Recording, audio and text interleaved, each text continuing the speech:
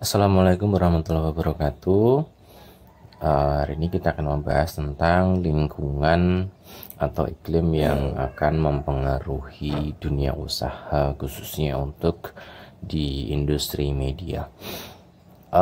Kalau teman-teman pahami, Indonesia itu berkembang dari zaman ke zaman yang berbeda. Di tahun 98 dulu kita ada krisis ekonomi, krisis moneter, dan mengakibatkan kondisi ekonomi yang sangat terpuruk begitu ya. Nah, pengaruh-pengaruh yang seperti itulah yang akan kita bahas hari ini. Kita akan membedakan lingkungan yang mempengaruhi dunia usaha menjadi dua komponen. Yang pertama adalah lingkungan pasar, yang kedua adalah lingkungan bukan pasar. Kita memaknai lingkungan pasar adalah lingkungan internal di dalam sebuah lingkup perusahaan, dan kita menandai lingkungan bukan pasar itu adalah lingkungan di luar kegiatan yang punya pengaruh besar terhadap kegiatan usaha yang kita jalankan. Kita bisa menggambarkan antara lingkungan pasar dan lingkungan bukan pasar. Kalau lingkungan pasar itu terdiri dari pelanggan, pekerja, kompetitor, dan supplier, serta pemodal itu sendiri. Di dalam lingkungan pasar ini itu internal perusahaan sebetulnya. Jadi pelanggan siapa saja yang baik secara kontinu menjadi pembeli kita ataupun hanya sewaktu saja menjadi pembeli kita, itu dikatakan sebagai pelanggan. Manakala pelanggan kita ini rontok, pelanggan kita ini habis gitu ya. Semisal kita punya industri majalah gitu ya. Misalkan dari 3.000 pelanggan tiba-tiba berkurang 1.000, pasti kita sebagai perusahaan tentu akan melakukan tindakan-tindakan supaya pelanggan kita ini tidak rontok begitu. Terus selain pelanggan ada juga pekerja ataupun karyawan gitu ya. Jadi seandainya perusahaan kita ini ada 10 karyawan tiba-tiba melakukan mogok kerja. Nah, siapa yang akan melakukan aktivitas produksi? Siapa yang akan membantu kita untuk melakukan operasional di dalam perusahaan? Tentu saja pekerja memiliki andil yang cukup besar terhadap kelangsungan usaha kita. Terus ada kompetitor. Kompetitor ini siapa gitu? Di zaman dahulu yang namanya kompetitor ini adalah perusahaan yang satu jenis usaha dengan usaha kita.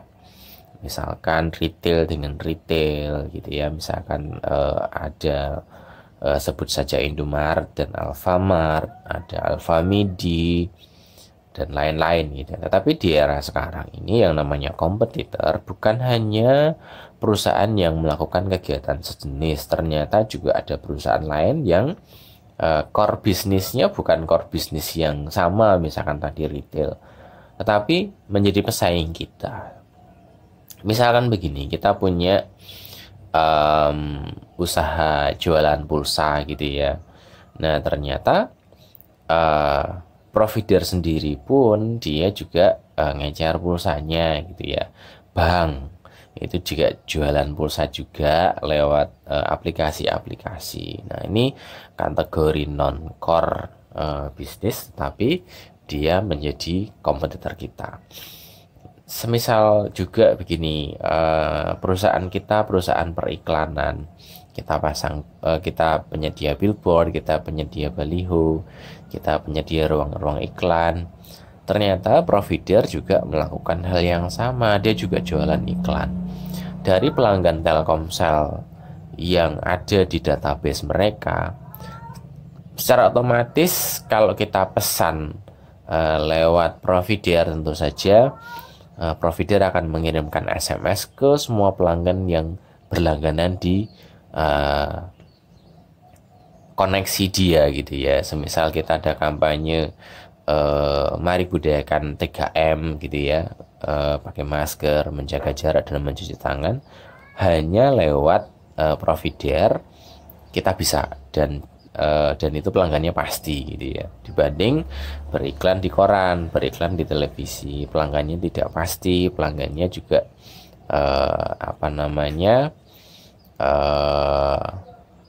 tidak bisa terdeteksi gitu.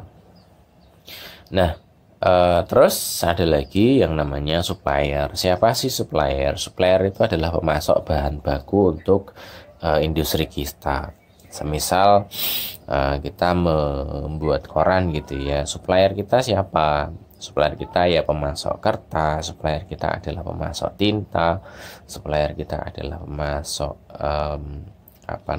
plat begitu ya. Seandainya supplier sendiri sudah tidak memungkinkan melakukan produksi gitu ya, kertas di Indonesia cuma ada satu untuk kertas koran, seandainya dia sudah tidak melakukan produksi lagi, bagaimana usaha kita bisa berjalan gitu ya? Bagaimana usaha kita bisa memproduksi koran seandainya bahan baku pun tidak ada?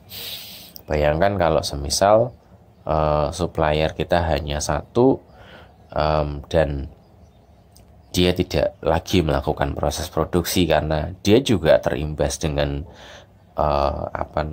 lingkungan pasarnya dia, dan lingkungan bukan pasarnya dia, ya otomatis akan berpengaruh pada industri kita. Nah itu tadi ada 4 komponen termasuk pemodal, kita sendiri atau pengusaha sendiri yang masuk dalam kategori lingkungan pasar. Nah, untuk kategori lingkungan bukan pasar, ini terdiri dari kestabilan ekonomi, kestabilan politik, kebijakan pemerintahan. Nah, kestabilan ekonomi ini internal suatu negara gitu ya. Seandainya tadi terjadi huru-hara, ekonomi merosot, daya beli masyarakat turun, dan akan mempengaruhi ke pelanggan maupun supplier kita gitu, juga pekerja dan kompetitor. Jadi lingkungan bukan pasar tentu akan mempengaruhi lingkungan pasar internal perusahaan. Kestabilan politik sebagai konsekuensi dari negara hukum, produk-produk hukum atau produk-produk undang-undang yang dibuat di suatu negara ini buah dari proses politik yang ada di legislatif gitu ya. Ya siapapun yang akan berpengaruh di dalam sebuah tatanan perusahaan ya tentu saja atas andil dari proses politik itu sendiri. Jadi siapa yang akan memimpin negara ini ya dia adalah representatif dari sebuah organisasi politik, dan tentu saja juga akan mempengaruhi kebijakan pemerintahan. Itu tidak akan lepas dari mata rantai lah, kalau saya bilang itu mata rantai. Nah, apalagi implementasi dari undang-undang. Nah, implementasi undang-undang ini juga ternyata menjadi faktor yang akan mengimbas gitu pada sebuah industri, apalagi industri media begitu ya. Setiap perusahaan klaster-klaster besar itu pasti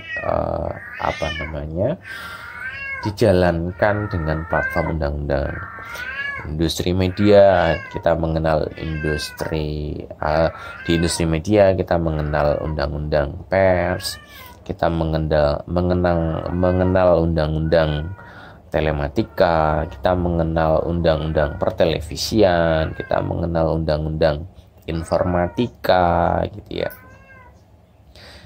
Nah, produk-produk inilah yang menjadi dasar pelaksanaan sebuah industri gitu ya. Di samping juga ada pengaruh dari ekonomi global maupun sosial budaya yang berlaku di suatu negara. Kita bayangkan kita berada di Bali begitu ya.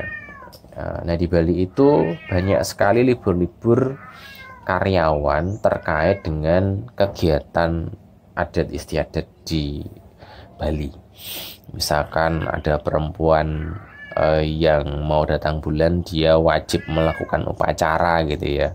Jadi kalau secara Undang-Undang 13 dia diberi istirahat selama 1 hari, tetapi karena dia akan melaksanakan kegiatan upacara adat yang dia sebulan sekali, ya terpaksa harus diberikan izin 3 hari, karena di KUH pidana pun juga ada aturan bahwasanya tidak diperkenankan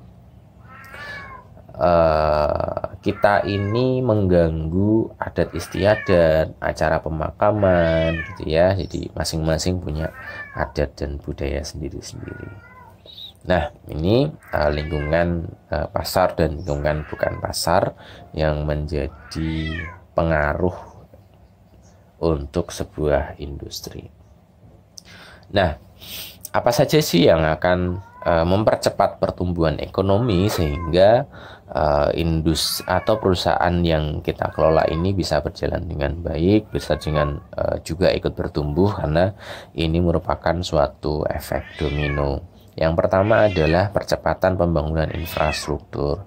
Jadi semakin banyak infrastruktur yang dibangun, semakin konektivitas antar wilayah ini bisa dijaga dengan baik, tentu saja akan berpengaruh pada ekonomi melalui transportasi, perpindahan barang, perpindahan manusia, pengiriman barang, logistik dan lain-lain, tentu saja akan menumbuhkan ekonomi wilayah tertentu yang terkoneksi antara keduanya, sehingga perusahaan-perusahaan yang ada di suatu wilayah tertentu pun juga akan ikut berkembang. Terus yang kedua adalah industrialisasi asing. Tidak dipungkiri bahwasanya pabrik-pabrik industri besar ini masih dikuasai oleh asing. Jadi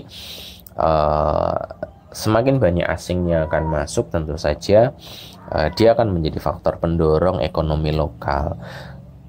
Pengangguran akan teratasi, ekonomi mikro juga akan berdampak. Dengan dampak ekonomi mikro tentu saja akan mempengaruhi ekonomi menengah dan ekonomi besar, sehingga akhirnya di suatu negara perekonomiannya akan stabil dan perekonomiannya akan terjaga dengan baik. Terus yang terakhir adalah faktor dari peningkatan taraf pendidikan.